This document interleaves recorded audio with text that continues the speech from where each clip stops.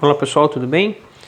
Vamos falar um pouquinho aqui para a turma aí dos alunos do curso, os alunos da mentoria, que é o nosso grupo fechado, o nosso grupo de imersão. E eu queria mostrar para vocês e falar sobre a abordagem em pacientes graves, certo? Quando a gente pega um paciente igual a esse, né? A paciente não veio, o marido já é paciente da clínica, o marido contou a história da esposa, que a esposa já perdeu a força em membros inferiores, só anda com apoio, dá passos curtos e precisa novamente do apoio. Então, vamos analisar aqui, né, o que foi falado a princípio. Trouxe a ressonância para dar uma olhada prévia, uma pré-consulta.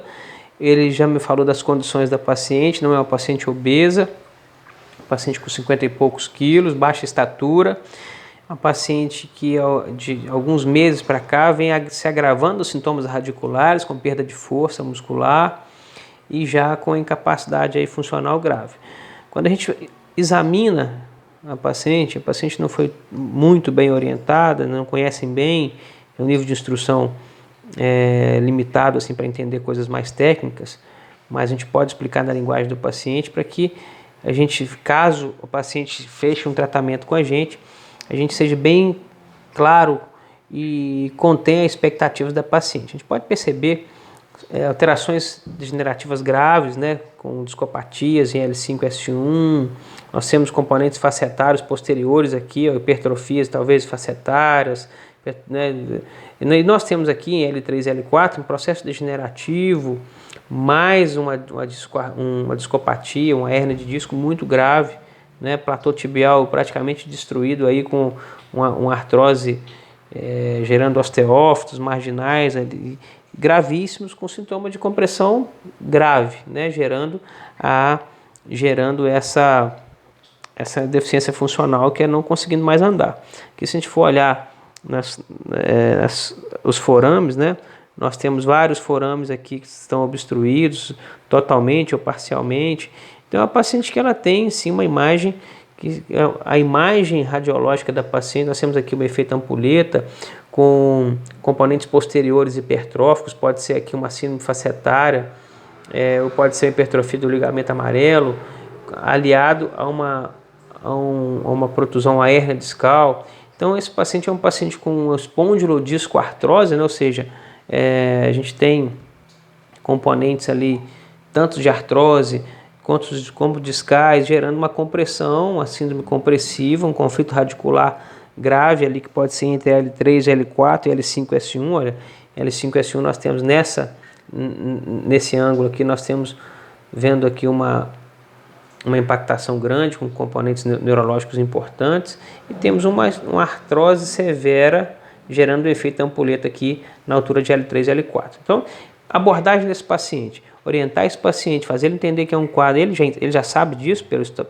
histórica clínica e deixando bem claro que a gente pode ajudar no processo inflamatório, a gente pode estimular uma redução desse edema, favorecendo a liberação dessas raízes potencialmente comprimidas, que a gente tem sim, se o paciente persistir no tratamento, através dos fatores de crescimento que são liberados, né, da interação do ozônio com os fluidos corporais, a gente consegue formar fatores de crescimento, células tronco de adulto e melhorar a hipóxia local, melhorar o efeito algogênico devido à degradação dessas citocinas pró-inflamatórias. Então a gente consegue sim melhorar esse ambiente degenerativo e melhorar a qualidade de vida do paciente. Obviamente a gente não promete nenhum tipo não faz nenhum prognóstico milagroso, como sua mulher vai voltar a andar, essas coisas a gente não faz.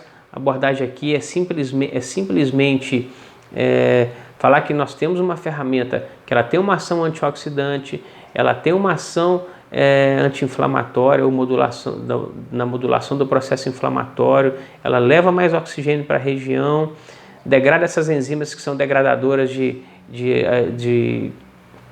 colágeno.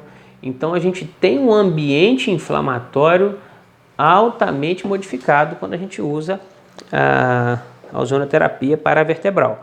Aliado a isso, a gente orienta o paciente com relação à postura, ao levantar da cama, ficar muito tempo sentada, faz uma avaliação como que é a rotina desse paciente, o que ela gosta de fazer, se ela fica muito tempo sentada, como é que é essa poltrona. Pacientes com graus degenerativos graves, a gente adequa ao estilo de vida dessa paciente, tenta minimizar possíveis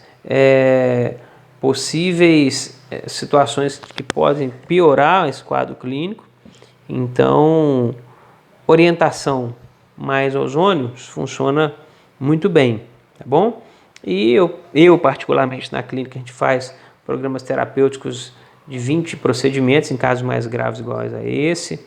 Né? Se o paciente, eu vou fazer 10 e depois eu reavalio, pode ser justo também, um caso mais grave, fez 10 procedimentos, não melhore nada, é de se entender que o paciente queira abortar o tratamento, mas nesses casos, na nossa experiência de mais de 10 anos, mais de 20 anos de formado como acupunturista, e quase 12 anos fazendo, mais de 12 anos fazendo esse procedimento, a gente tem tido melhoras ali.